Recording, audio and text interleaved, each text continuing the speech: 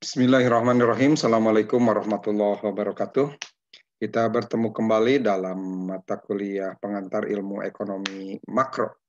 Kali ini kita akan membahas tentang pendapatan nasional, baik dalam konteks pengertian, konsep, maupun pendekatannya. Bicara tentang pendapatan nasional, kita akan bahas 5 pembahasan, yaitu tentang konsep dasar pendapatan nasional, metode perhitungan pendapatan nasional, apa perbedaan gross domestic product dan gross national product, lalu juga tentang pertumbuhan pendapatan nasional dan indeks harga konsumen atau Consumer Price Index, serta GDP dan distribusi pendapatan. Konsep dasar pendapatan nasional. Pendapatan nasional merupakan nilai barang dan jasa akhir berdasarkan harga pasar yang diproduksi oleh sebuah perekonomian dalam satu periode dengan menggunakan faktor produksi yang berada di wilayah perekonomian tersebut. Pendapatan nasional didefinisikan sebagai jumlah barang dan jasa akhir yang dihasilkan oleh satu negara pada periode tertentu, biasanya dalam 1 tahun. Pendapatan nasional merupakan salah satu indikator yang dapat digunakan untuk mengukur laju pembangunan dan perkembangan tingkat kesejahteraan di satu negara dari waktu ke waktu. Dengan mengetahui pendapatan nasional, maka didapat informasi mengenai struktur perekonomian negara tersebut. Pendapatan nasional diukur dengan istilah Gross National Product atau GNP, atau dalam bahasa Indonesia biasa disebut pendapatan nasional bruto atau PNB.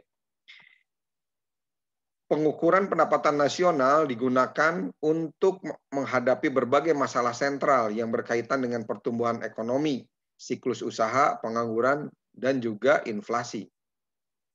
Sebelum konsep GNP ditemukan, kondisi atau kinerja satu perekonomian tentunya menjadi sulit dipastikan.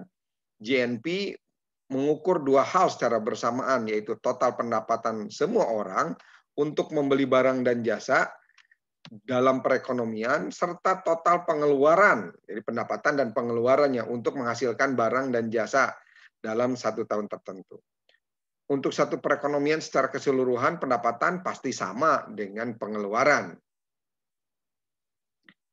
Metode perhitungan pendapatan nasional. Ada 3 pendekatan pendapatan nasional, yaitu pendekatan produksi, pendekatan pendapatan, dan pendekatan pengeluaran.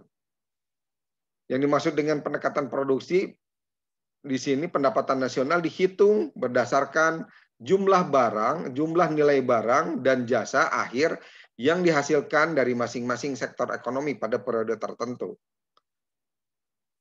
Yang kedua, metode perhitungan pendapatan nasional. Di Indonesia ada 9 sektor ekonomi yang dihitung, yaitu sektor pertanian, peternakan, kehutanan, dan perikanan, pertambangan dan penggalian, industri pengolahan atau manufaktur, listrik, air dan gas, bangunan, perdagangan, hotel dan restoran, pengangkutan dan telekomunikasi, keuangan, persewaan, dan jasa perusahaan, serta yang ke-9 jasa-jasa lainnya.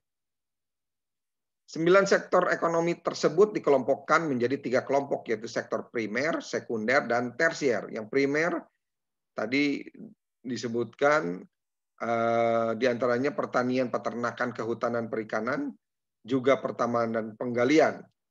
Sementara sektor sekunder, industri pengolahan, listrik, air dan gas, serta bangunan. Dan sektor tersier, perdagangan hotel dan restoran, pengangkutan dan telekomunikasi, keuangan, persewaan, jasa perusahaan, dan jasa-jasa lainnya. Masalah perhitungan ganda. Dalam perhitungan GNP yang dihitung adalah seluruh nilai dari barang dan jasa akhir atau final product.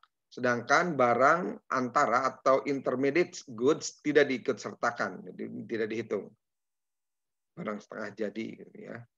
Contoh, GNP akan memasukkan roti, tetapi tidak memasukkan gandum. GNP akan memasukkan mobil, tetapi tidak memasukkan baja. Dalam pendekatan arus penghasilan, masalah perhitungan ganda diselesaikan dengan metode nilai tambah. Nilai tambah atau value added ini merupakan nilai selisih antara nilai penjualan perusahaan dengan nilai pembelian bahan mentah serta jasa dari perusahaan lain.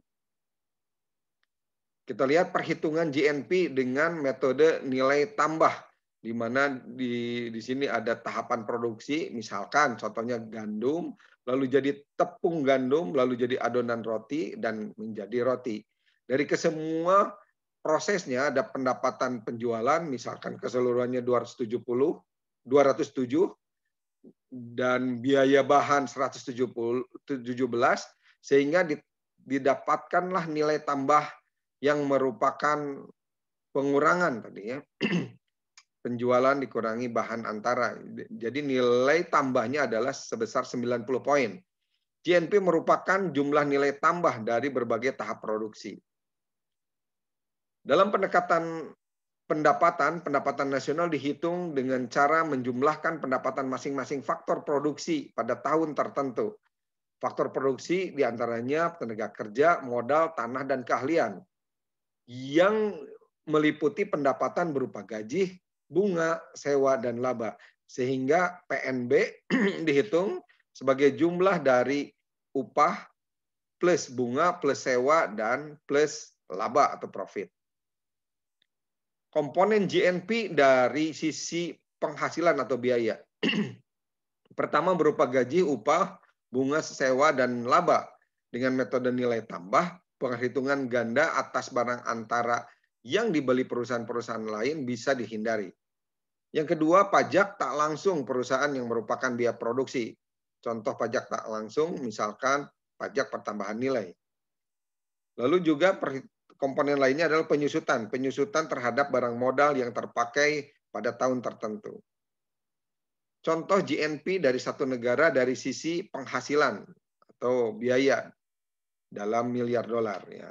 Di sini ada komponen gaji dan kompensasi tenaga kerja, bunga, penghasilan sewa rumah tangga, pajak tidak langsung perusahaan, penyusutan, laba perusahaan informal, laba perusahaan sebelum pajak yang meliputi defisit, laba yang ditahan, pajak penghasilan perusahaan. Sehingga diperoleh informasi bahwa GNP di negara tersebut sebesar 5.465 miliar dolar. Selanjutnya pendekatan pengeluaran. Nah, di sini pendapatan nasional dihitung dengan cara menjumlahkan pengeluaran dari masing-masing pelaku ekonomi pada periode tertentu, yaitu 1 tahun. Pelaku ekonomi meliputi konsumen, produsen, pemerintah, dan sektor luar negeri. Dan outputnya berupa pengeluaran konsumsi, investasi, pengeluaran pemerintah, dan ekspor dikurangi impor. Jadi kalau diistilahkan ini net ekspor ya, ekspor dikurangi. Jadi PDB didapat dari penjumlahan C plus I plus G dan plus X ya. Selanjutnya komponen GNP dari sisi produk dengan rumus GNP merupakan penambahan dari konsumsi, investasi, government expenditure, dan ekspor dikurangi impor. Konsumsi berupa pembelanjaan barang dan jasa oleh rumah tangga termasuk barang yang tahan lama seperti kendaraan dan barang yang tidak tahan lama seperti makanan dan pakaian. Jasa mencakup barang yang tidak berwujud. Sementara investasi merupakan pembelanjaan barang yang nantinya akan digunakan untuk memproduksi lebih banyak barang dan jasa seperti barang, modal, persediaan, dan struktur atau bangunan. Government expenditure merupakan pembelanjaan barang dan jasa oleh pemerintah. Belanja pemerintah mencakup upah pegawai, pemerintah, dan pembelanjaan untuk kepentingan umum. Pembelanjaan transfer seperti jaminan sosial tidak dihitung sebagai bagian dari belanja pemerintah karena tidak dibelanjakan untuk mendapatkan barang dan jasa yang diproduksi. Selanjutnya ekspor neto.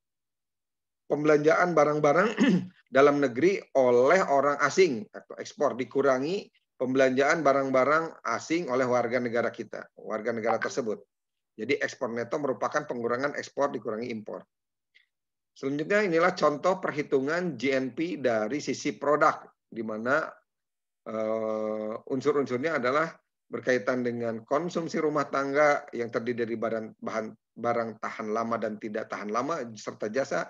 Yang kedua, investasi swasta bruto yang terdiri dari perumahan, nilai perusahaan, perubahan persediaan.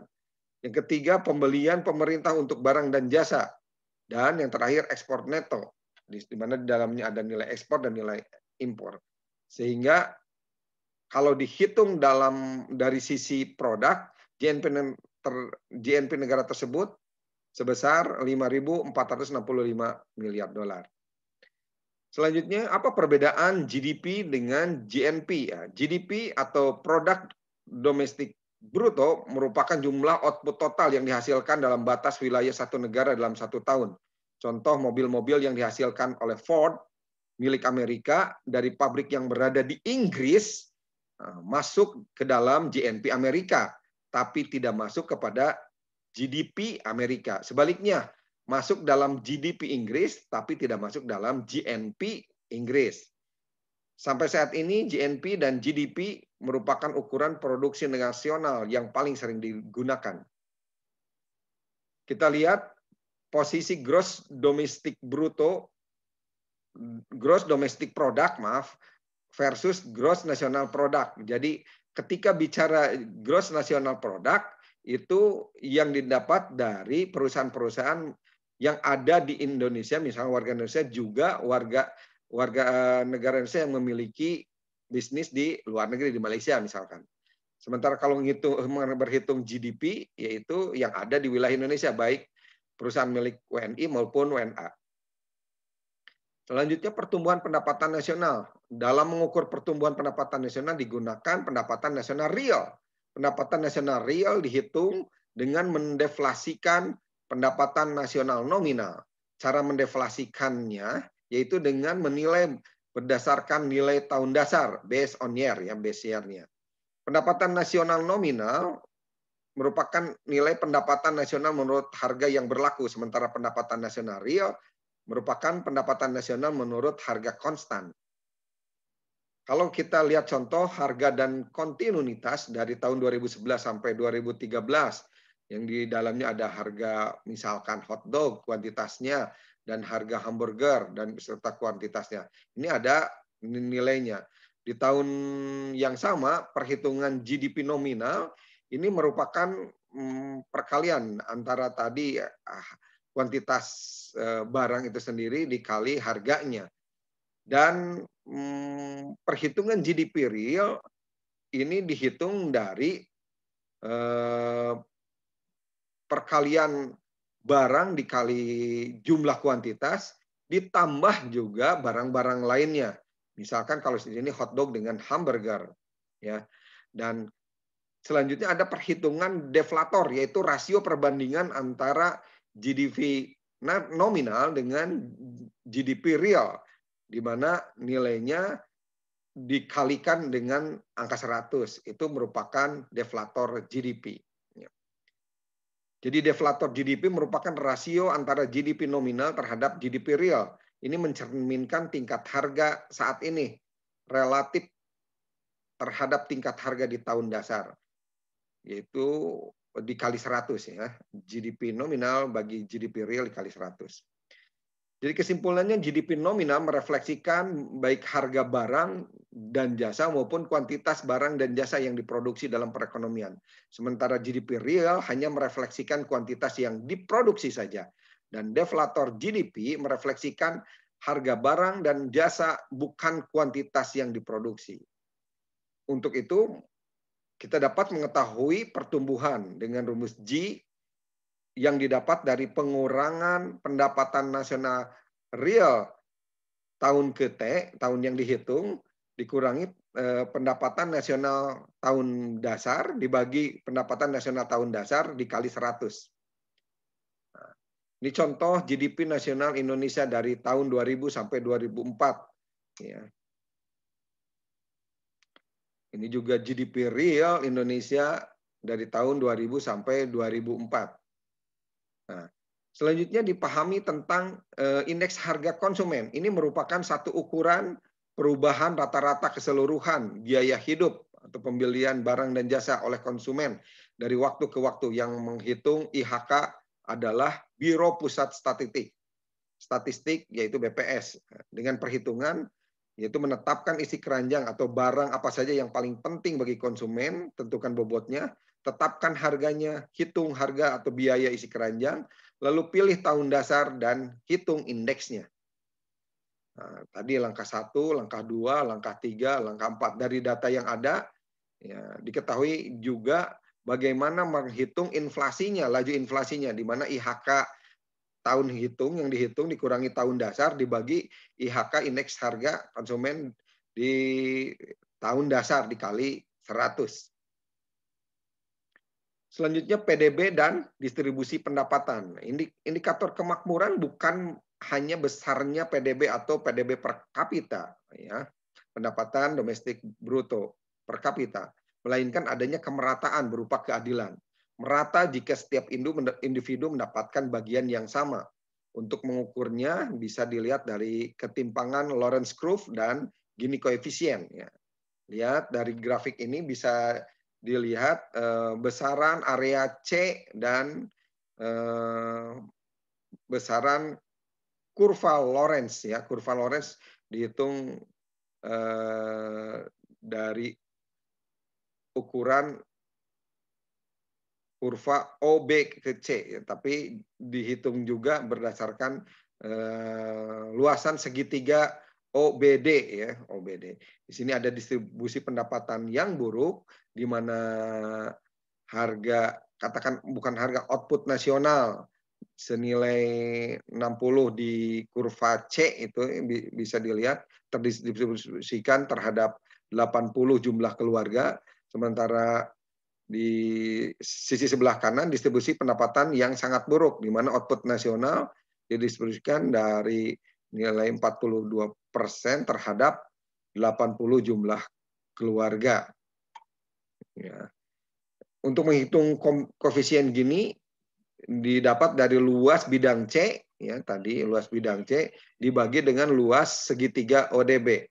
Adapun patokannya jika lebih dari 0,3 tingkat ketimpangannya rendah, antara 0,3 sampai 0,5 tingkat ketimpangannya moderat atau sedang, dan jika 0,5 ke atas berarti tingkat ketimpangannya tinggi.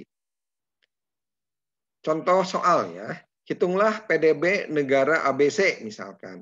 Dengan tangkapan ikan 300 miliar, dari hasil industri pengolahan 600 miliar, hasil perdagangan hasil laut 1.000 miliar, di mana pendapatan upah 700 miliar, pendapatan hasil 270 miliar, pendapatan bunga 100 miliar, dan pendapatan keuntungan 680 miliar. Di sisi lain ada tingkat konsumsi atau pengeluaran rumah tangga 1.210 miliar, konsumsi pemerintah 1.450 miliar, dan tingkat investasi 500 miliar. Ekspor 1.350 miliar, dan impor 1.500 miliar. Sehingga kalau dihitung, kita buat tabelnya, ada sektor perikanan, perindustrian, pengolahan ikan, dan perdagangan, beserta nilai output, nilai input, dan nilai tambahnya. Nah, PDB yang dihitung berdasarkan sisi pendapatan jadi senilai total 1.750 miliar, dan PDB yang dihitung berdasarkan pendekatan pengeluaran sebesar 3.010 miliar. Demikian pembelajaran kali ini tentang pendapatan nasional. Mudah-mudahan bermanfaat. Terima kasih. Assalamualaikum warahmatullahi wabarakatuh.